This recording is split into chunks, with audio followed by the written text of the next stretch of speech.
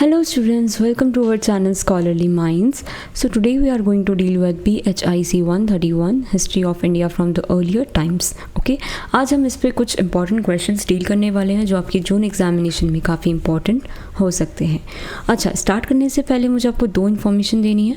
First, अगर आपको इस सब्जेक्ट के गेस्ट पेपर्स परचेज करने हो तो आप आ सकते हैं shop.hindustanknowledge.com पर लाइक दिस. यहाँ पे आप इजीली अपना सब्जेक्ट को टाइप करके परचेज कर सकते हैं गेस्ट पेपर्स.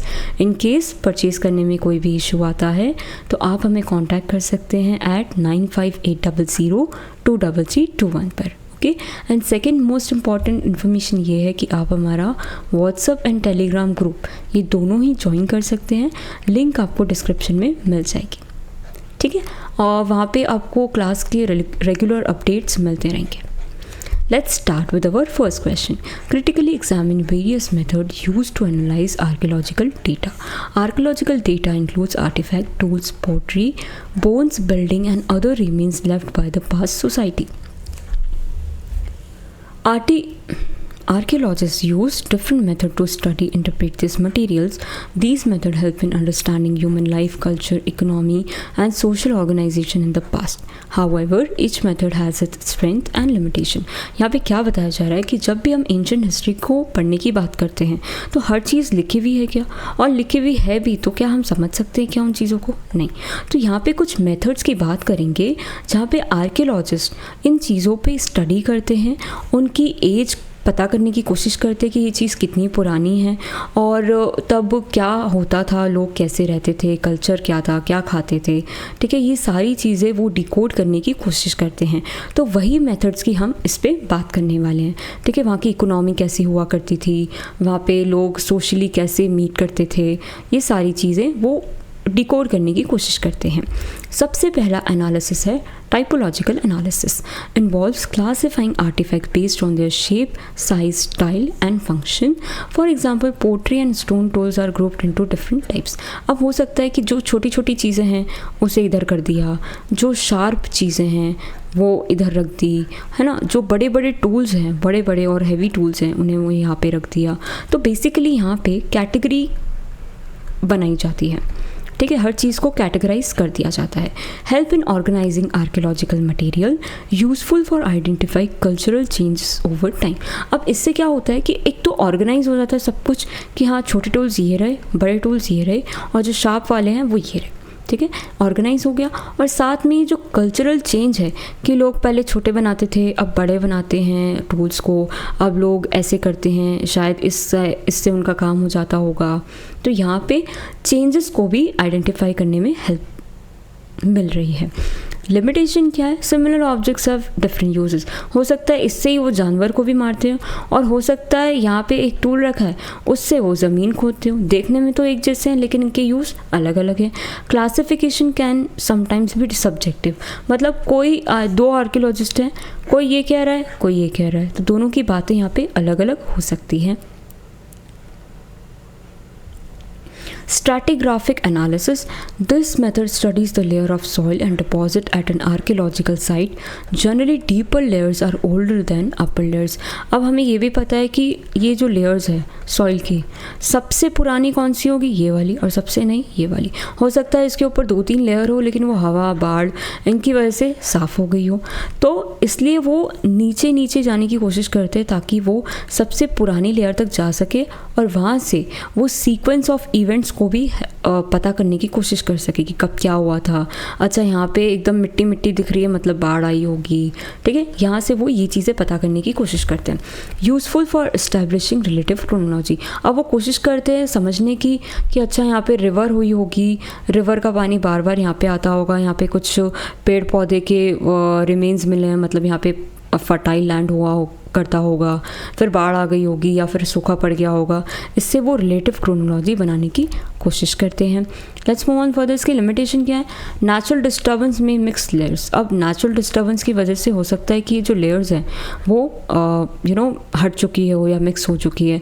हमेशा आपको सही जवाब नहीं मिलेगा डिस्टर्ब्ड साइट्स पे, जहाँ पे बार बार कुछ नेचुरल डिज़ास्टर आते हों, वहाँ पे आपको सही जवाब नहीं मिल पाएगा.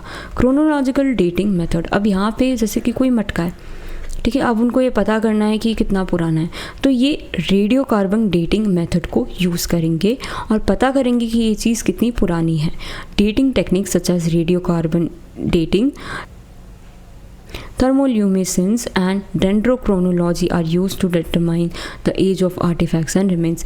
अब ये जो मेथड है, इसके थ्रू आप पता कर सकते हैं कि ये चीज़ कितनी पुरानी है, ठीक है, कब बनी थी, और ये सब आप इससे आइडेंटिफाई कर सकते हैं। Provide scientific estimate of age, ये थोड़ी बहुत एक एज बता देता है कि ये इतने सालों पुराना है। Helps create timelines of human history, इसकी वजह से ह्यूमन हिस्ट्री की जो टाइमलाइन है वो क्रिएट हो पाती है कि अच्छा ब्रॉन्ज तो इस टाइम पे मिला था, मतलब ब्रॉन्ज का बना हुआ है, मतलब ये चीज़ यहाँ पे इस टाइम पे बनी होगी। अच्छा ये तो आयरन की बनी हुई चीज़ है तो ये इस टाइम पे बनी होगी। ये मिट्टी का बना हुआ है तो ये इस टाइम का होगा। तो इससे आप क्या क्रिएट कर पा रहे, टाइमलाइन, ह्यूमन हिस्ट्री की टाइमलाइन आप क्रिएट कर पा रहे हैं। इसकी लिमिटेशन क्या है कि मार्जिन ऑफ एरर्स, थोड़ा एरर हो सकता है इसमें। कुछ मेथड्स काफ़ी महंगे होते हैं और उसमें कुछ स्पेशल सैंपल्स की भी ज़रूरत पड़ती है। Statistical and quantitative analysis, archaeologist use mathematical and statistical tools to study large amount of data. जब भी उनके पास ढेर सारा डेटा रहता है तो वो कौन सा मेथड यूज़ करते हैं, स्टैटिस्टिकल एंड क्वांटिटेटिव एनालिसिस। इसके थ्रू वो पता करने की कोशिश करते हैं कि ये चीज़ कितनी पुरानी होगी और उस डेटा से वो इन्फरेंसेस निकालने की कोशिश करते हैं। प्रोवाइड ऑब्जेक्टिव एनालिसिस, आपको एक सिर्फ नंबर्स में आंसर मिलेगा, correct.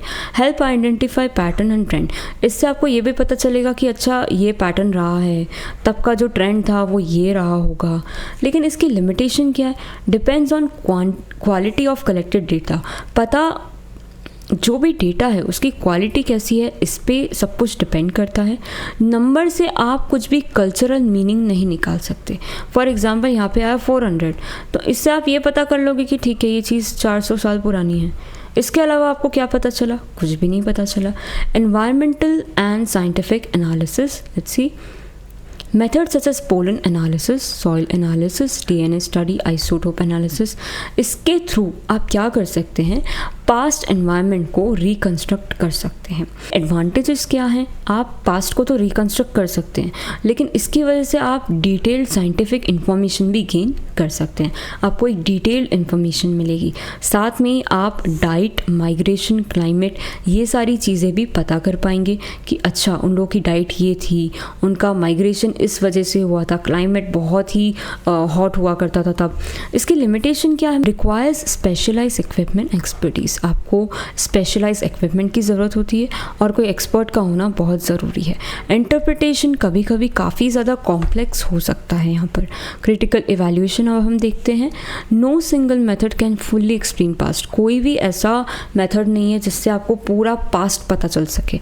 Archaeological evidence is often incomplete, damage और अफेक्टेड बाय नेचुरल प्रोसेस। अब ये जो एविडेंस होते हैं वह काफ़ी हद तक इनकम्प्लीट होते हैं, टूटे फूटे होते हैं और अफेक्टेड बाय नेचुरल प्रोसेस। कोई बाढ़ आ गई थी, हवा चल गई थी तो चीज़ें टूट गई, कुछ हो गया, कोई जानवर ने पैर रख के किसी चीज़ को तोड़ दिया, तो ये सारी चीज़ें होती ही हैं। Therefore archaeologist combine different method to achieve more reliable conclusion. इसीलिए आर्कियोलॉजिस्ट बहुत सारे मेथड्स को कंबाइन करके एक सही कंक्लूजन पे आने की कोशिश करते हैं। तो use of modern technology has improve accuracy, जो मॉडर्न टेक्नोलॉजी है उसकी वजह से एक्यूरेसी तो इम्प्रूव हो ही चुकी है, लेकिन इंटरप्रिटेशन आज भी ह्यूमन जजमेंट पे ही डिपेंड करता है। ओके, कंक्लूजन हम देखते हैं। The analysis of archaeological data includes various method such as typology, stratigraphy, dating method, ये सारे मेथड अभी हमने पढ़े। Each method contribute valuable information but also has limitation. हर मेथड एक वैल्यूएबल इंफॉर्मेशन हमें प्रोवाइड करता है लेकिन लिमिटेशन भी सबकी है। तो सबकी जो थोड़ा हम कॉम्बिनेशन ले लें कुछ अप्रोचेस का, तो ये हमें एक बहुत ही कॉम्प्रिहेंसिव एंड एक्यूरेट अंडरस्टैंडिंग दे सकता है पास्ट ह्यूमन सोसाइटी के बारे में। Okay, let's move on to next question. Discuss various theories of the decline of Harappan civilization. See, एक बहुत ही इंपॉर्टेंट क्वेश्चन है, आपको याद रखना है क्योंकि ये क्वेश्चन जनरली जो पीएससी के स्टूडेंट्स हैं वो भी पढ़ते हैं, जो यूपीएससी है उनके तो खून में दौड़ता है ये, ठीक है। तो आपको भी ये चीज़ ध्यान रखना है। The Harappan civilisation also known as Indus civilisation was one of the earliest urban civilisation in the world. सबसे पुरानी सभ्यता है ये किसकी, दुनिया की। It flourished around 2600 to 1900 BCE in present day India and Pakistan. ये जो हरप्पन सिविलाइजेशन था ये इंडिया में भी था और पाकिस्तान में भी था. The civilization had well planned cities, advanced drainage system and thriving trade network. इसका जो सिटी का था वो काफ़ी प्लान्ड स्ट्रक्चर हुआ करता था. ठीक है, एकदम 90 डिग्री पे रहते थे ये लोग, और इनका जो ड्रेनेज सिस्टम था बहुत शानदार था. जो ट्रेड नेटवर्क था बहुत ही अच्छा था. However around 1900 it began to decline. ये 1900 के आसपास इसका जो डिक्लाइन था वो शुरू हो चुका था. हिस्टोरियंस और archaeologist have proposed several theories to explain this decline. अब जो हिस्टोरियंस है, जो आर्कियोलॉजिस्ट है, ये लोग कुछ थियोरीज एक्सप्लेन करते हैं कि ऐसा हो गया होगा इसलिए चले गए, वैसा हो गया होगा इसलिए चले गए. लेट्स सी कि वो क्या बोलते हैं. सबसे पहले बोलते हैं कि फ्लड थियोरी आ गई. अब सबसे पहले वो लोग बोलते हैं कि फ्लड आ गया होगा. तो some scholar believe that repeated floods cause destruction of major Harappan cities such as Mohenjodaro. Archaeological excavation found many layers of silt and mud indicating frequent flooding. These floods may have damaged house, agricultural land, trade routes, making life difficult for the people. अब क्या यहाँ बताया जा रहा है कि Harappan civilisation की जो सिटी थी मोहनजोदारो जैसी जगह, वहाँ पे बार बार फ्लड्स आए और इसी वजह से पूरी तरह से बर्बाद हो गई. वहाँ की जो घर थे, एग्रीकल्चर लैंड थे, ट्रेड के जो रूट्स थे, सब कुछ बर्बाद हो गया और लोगों का जो जीवन है वो भी तहस नहस हो गया. अगला पॉइंट आता है climate change theory. According to this theory climate change led to reduce rainfall and prolong drought. अब ये कह रहा है सूखा पड़ गया. तो सूखा पड़ने से क्या हुआ, एग्रीकल्चर तो बैकबोन ही था हरप्पन इकोनॉमी का, तो इसकी वजह से ना वो खेती कर पाए.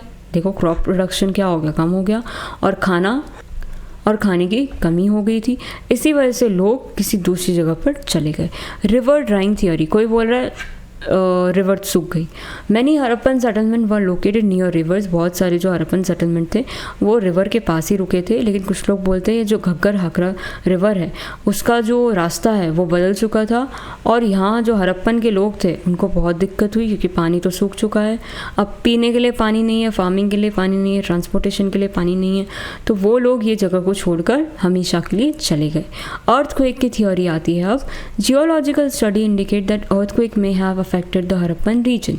Earthquake could have changed the river course, destroyed building and disrupted economic activities. अब कुछ लोगों को क्या कहना है कि अर्थक्वेक आया और इसकी वजह से जो रिवर का रास्ता था वो भी बदल गया, बिल्डिंग्स टूट गई और इकोनॉमिक एक्टिविटीज़ भी तहस नहस हो गई. इसलिए जो लोग थे उनका डिक्लाइन शुरू हो गया और वो लोग यहाँ से निकल गए, चले गए. Urban invasion theory. Earlier historians propose that invading Aryans destroyed Harappan cities. This view was mainly supported by interpretation of ancient texts and skeletal remains. However, modern archaeological evidence does not strongly support a large scale invasion. Therefore, this theory is now largely rejected. अब पहले के जो लोग थे वो यही मानते थे कि शायद आर्यन आ गए इसलिए हरप्पन की जो सिटीज़ थी वो पूरी तरह से बर्बाद हो गई. लेकिन ये जो इंटरप्रिटेशन है वो एंशिएंट टेक्स्ट में आई थिंक सपोर्टेड है, लिखा गया है. लेकिन आज की जो मॉडर्न आर्कियोलॉजिकल एविडेंस है वो इस बात को बिल्कुल भी सपोर्ट नहीं करते और इस चीज़ को पूरी तरह से रिजेक्ट करते हैं. Decline of trade. Decline of trade. Let's see. The Harappan maintained trade relations with regions such as Mesopotamia.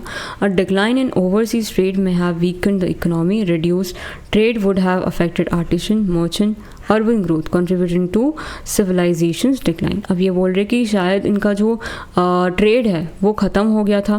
किसके साथ? इनके जो अच्छे रिलेशंस थे मेसोपोटामिया के साथ, और ओवरसी ट्रेड जैसे ही वीक हुआ वैसे ही हरप्पन्स का डिक्लाइन शुरू हो गया. तो इसकी वजह से जो सबसे ज़्यादा अफेक्ट हुएंगे वो लोग कौन थे? आर्टिशन हो गए, मर्चेंट्स हो गए. जो अर्बन ग्रोथ थी वो भी रुक चुकी थी. तो इसी की वजह से सिविलाइजेशन का पूरी तरह से डिक्लाइन हुआ है. ओके, अब कंक्लूजन देखते हैं. The decline of Harappan civilization वो probably not cause by single factor. अब क्या आप कंक्लूजन समझ आ रहा है कि हो सकता है कि एक फैक्टर ना हो. Most historian believe that a combination of flood, climate change, river shift, earthquake, economic problem gradually weaken the civilisation. इनके हिसाब से कई सारे फैक्टर्स का कॉम्बिनेशन की वजह से ये सिविलाइजेशन काफ़ी कमज़ोर पड़ गया और ख़त्म हो गया. दस the decline was slow and complex process rather than sudden craps. अचानक से ये चीज़ ख़त्म नहीं हुई है, धीरे धीरे ये चीज़ें ख़त्म हुई है. ठीक है, तो इसलिए बोला गया है कि शायद कभी कभी फ्लड आ गई, कभी रिवर ने अपना रास्ता बदल लिया, कभी भूकंप आ गया, कभी कोई इकोनॉमिक प्रॉब्लम आ गई, तो इस वजह से धीरे धीरे ये चीज़ पूरी तरह से ख़त्म हो गई. Discuss briefly the early Iron Age culture of South India. Let's see. The early Iron Age in South India began around 1200 BCE, continued up to 300 BCE. This period is important because the use of iron tools and weapons brought a major change in agriculture, technology, trade and social life. अब early Iron Age की बात की जा रही है. कब शुरू हुआ? 1200 BCE में. कब तक कंटिन्यू रहा? 300 BCE में. ये जो वक्त था वो काफ़ी इम्पॉर्टेंट था क्योंकि यहाँ पे use of iron tools and weapons काफ़ी ज़्यादा चेंज लाए थे एग्रीकल्चर एरिया में, technology, trade and social life के एरिया में. The culture of this period is mainly known through archaeological discovery, specially the famous megalithic burials. अब इस वक्त का पता कैसे चलता है? आर्कियोलॉजिकल डिस्कवरी से पता चलता है, स्पेशली जो मेगालिथिक ब्यूरियल्स थे उससे हमें पता चलता है इस कल्चर के बारे में. अब मेन फीचर्स क्या थे? Use of iron technology. The most important feature of this age was the widespread use of iron. अब यहाँ पर इस वक्त में लोग बहुत ही अच्छा यूज़ कर रहे थे, बहुत ही ज़्यादा यूज़ कर रहे थे आयरन का. People made iron tools such as plough, sickle, axe and hoes. अब लोगों ने क्या बनाना शुरू किया? आयरन टूल्स बनाने चालू कर दिए थे.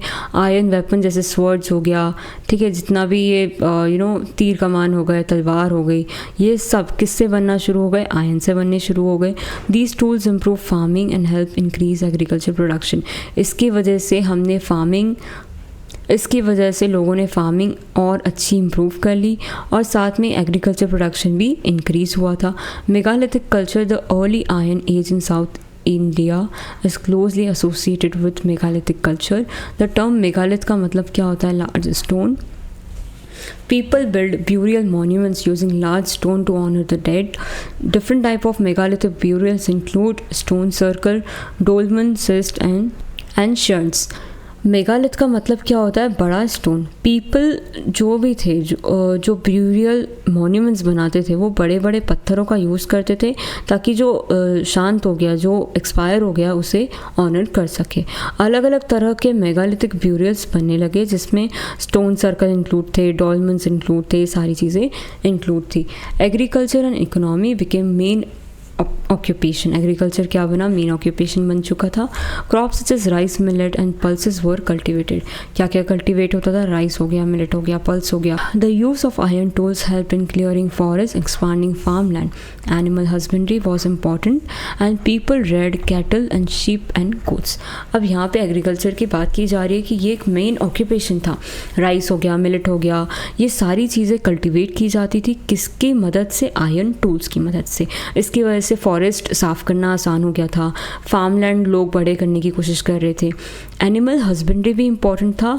लोग कैटल, शिप रेयर करते थे और अपना जो लाइफ है उसे सरवाइव करते थे. Pottery and craft. Pottery and craft. People produced fine pottery and especially black and red ware pottery. They were skilled in metalworking, bead making and weaving. Ornaments made of gold, copper and semi-precious stone have found in many sites. अब इनके हिसाब से लोगों ने बहुत ही fine pottery produce की थी, specially black and red ware pottery. ठीक है, और ये लोग जो थे वो काफ़ी स्किल थे मेटल वर्किंग में, वीविंग में, बीड मेकिंग में. ठीक है, ये लोग काफ़ी ज़्यादा स्किल थे. ऑर्नामेंट जैसे गोल्ड का बना हुआ, copper, iron, semi precious stone, ये सब साइट्स पे पाए गए हैं. ठीक है, ऑर्नामेंट्स किसके बने हुए? गोल्ड वगैरह के बने हुए ऐसी साइट्स पे पाए गए हैं. Trade and exchange. Trade developed during this period. Archaeological finding shows the exchange of bead, metal, pottery and other goods. Both local and long distance network existed and helped economic growth. अब trade और exchange की बात की जाए तो trade काफ़ी ज़्यादा बढ़ गया था इस वक्त में. ठीक है, आर्कियोलॉजिकल फाइंडिंग से हमें ये पता चलता है कि beads and metals and pottery का एक्सचेंज हुआ करता था. Local and long distance trade का जो नेटवर्क था वो भी था और इसकी वजह से इकोनॉमिक ग्रोथ में भी बहुत हेल्प आई थी. Social and religious life, the variety of burial practice suggests the existence of social difference among people. अब ये जो जिस तरह की burial practices वहाँ पे परफॉर्म की गई थी, उससे ये पता चल रहा था कि यहाँ पे social difference था, मतलब यहाँ पे भी अमीर गरीब का नाटक था. Burial goods such as weapon, ornaments and pottery indicate a belief in life after death.